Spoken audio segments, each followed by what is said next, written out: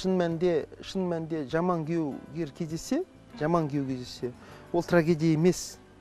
Жаман күйеу кездессе, жаман күйеуді де хан қылуға болады, сөзсіз бе? Тағы айтылып айтамын, бірақ ол жаман күйінде қала береді. Бірақ хан, бірақ жаман да, өзгермейді, сөзсіз бе? Сонда Бұхар жырау айтады ғой, қара қойдың дейді, терісін сабындап жусаң ағармайды дейді.